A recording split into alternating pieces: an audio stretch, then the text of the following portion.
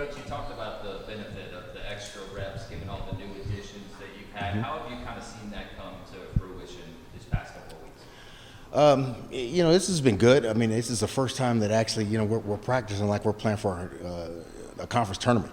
Usually we bring guys in and it's a slower process, but because of the games that we'll be playing next week, so we've kind of put some of these kids in some tough situations to get them ready. But this will definitely benefit us. But again, we're not going just to go to play. We're trying to win a gold medal, and so we're trying to get guys up to speed right now.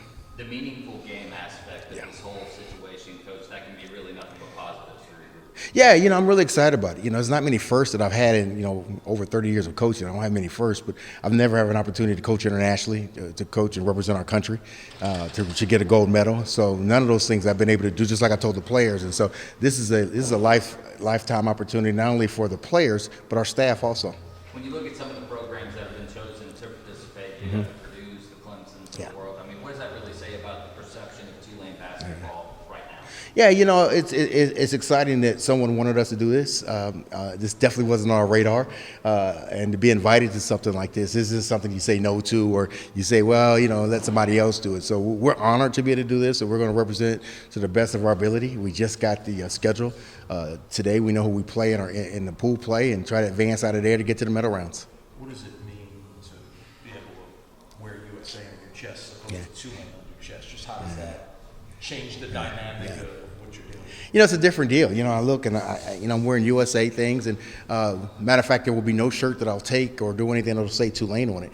And USA did allow us to put our Tulane logo on the side of our jerseys, but that's about it. But to represent our country, I think that, as I told the guys, the national anthem will be a little bit different when we hear it, over in China, especially with all the things that are going on right now. So this is great for our opportunity. This is great for our, for the city, and for this university to know that we're going to be doing this. So one thing, maybe non-basketball, you're most looking forward to? Non-basketball, the food. I heard that the delicatessen is a rabbit's head.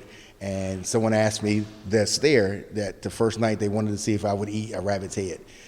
They sent me a picture of it. They sent me all the sauces that go with it.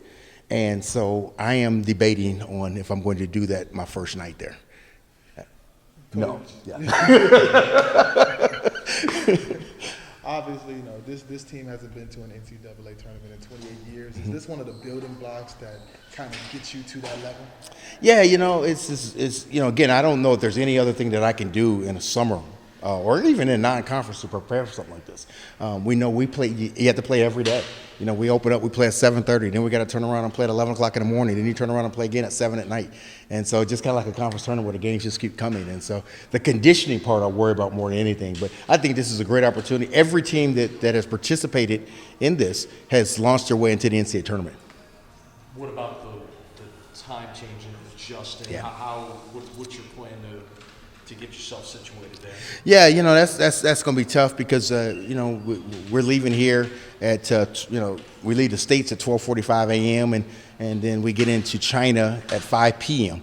2 days later almost. And so we got some different things. I'm more worried about, and that's what we're letting the specialists take care of that, about just staying hydrated and making sure that we don't do too much and to get acclimated to it. And so, again, it's something that we have never had to worry about before, but we've got smart people that have figured it out. We've brought in people from the city. We brought experts into Tulane to kind of talk to our kids about how to eat and how to prepare for this tournament.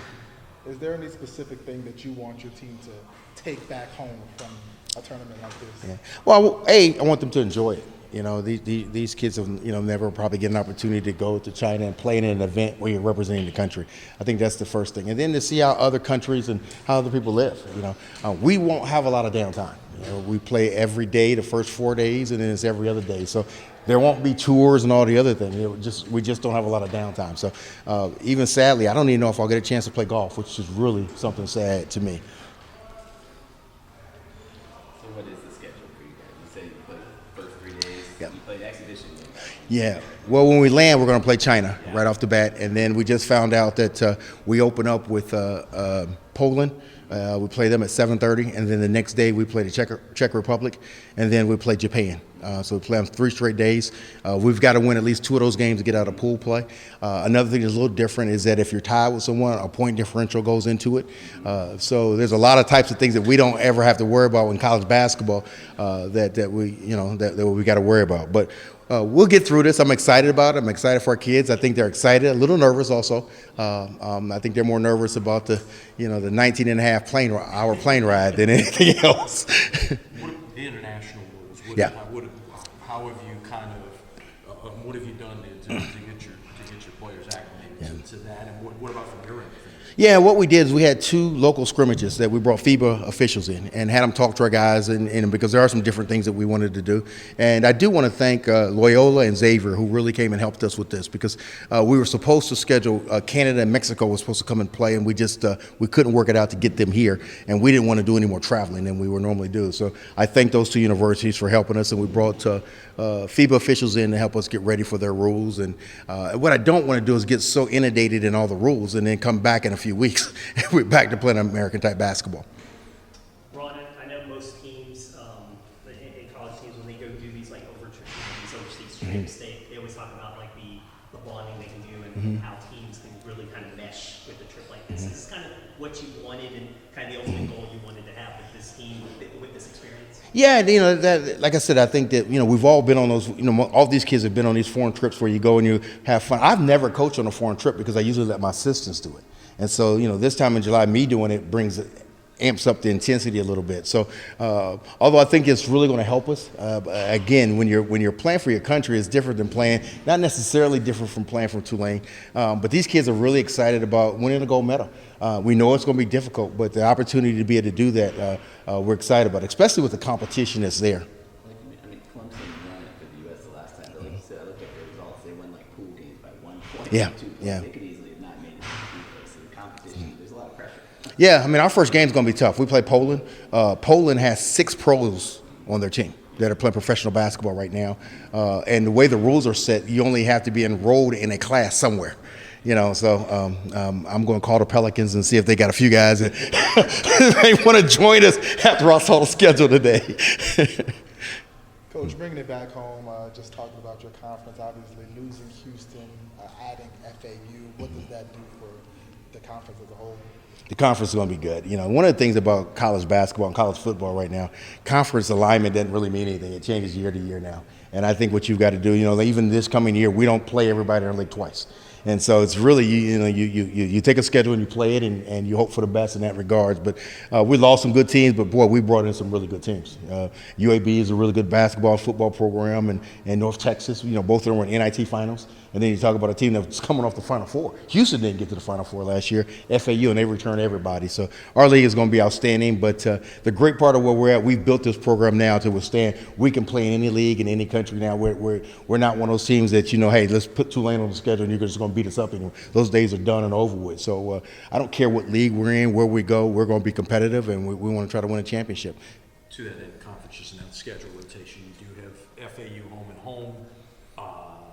Thoughts on that, having them, be able to have them come into your building and just what you saw from the conference rotation for this year.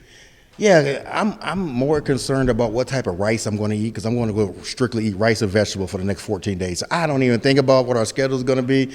I'm going 14 days. There'll be no meat. I'm going to eat just rice and vegetables the entire time, and so we're going to see what I look like when I get back. And Coach, obviously coming off your most successful season here at Tulane, is there something on the court that you kind of want to gain or work on while you're in China? Man, I just want to win. I don't care if I'm playing sisters or the poor. I just want to win games. That's all I care about. And I know this is going to be a tough tournament, and we'll enjoy it until we step into those lines. I want to win games. That's my makeup. And so I talk to our guys all the time. Doesn't matter who you play. Literally now we can say that because we're going all over the world to play. And so we want to learn how to win games, not only in this country but any country we go to. So you're like your transport guys.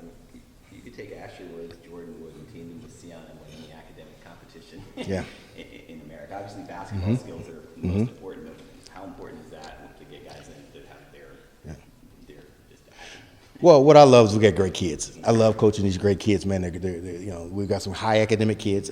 I recruit all the high academic guys. I figure if they can match my GPA in college, then they'll be fine. So all the academic guys that are 4.0s, you know, like I told Sion's never had a B in his life, and neither have I. I've got D's and F's, but I never had a. But no, we've got great kids, man, and they do a great job. They graduate, and they're productive citizens of our city, and that's what's important. Sorry if this is a simple question, Coach, but with the new guys and the guys you have bringing back, what's the best, I guess, way for them to grow together? By playing. You know, I think when you take a group and you take them to none of these kids outside of the only, Greg has won a gold medal. He was with USA basketball coming out of high school, and he was in China. And so he's kind of talked to our guys a little bit about this, but none of our other guys have made a trip like this before. And so they'll grow from it. They'll get closer. The other part is that there'll be other Americans and other types of teams, but they won't be basketball teams. I'm looking forward to going and see the track and field. I'm also looking forward to seeing archery and the swimming and diving. We have opening ceremonies just like they did with the torch just like the Olympics. And so I'm excited for all of this. And I know they put $27 billion into this event. And so I want to enjoy more than just the basketball part of it. So I'm looking forward to the entire part of it. And we're going to make sure our kids enjoy that also. If your team wins, does that increase the chances of you eating the rabbit head? Absolutely not. That's going. My players said that if I do it, they'll do it. And they told me it tastes like chicken. We're just going to wait and see on that one. Did I tell you I like rice and vegetables? I'm going to. All right, thanks, guys. Appreciate you.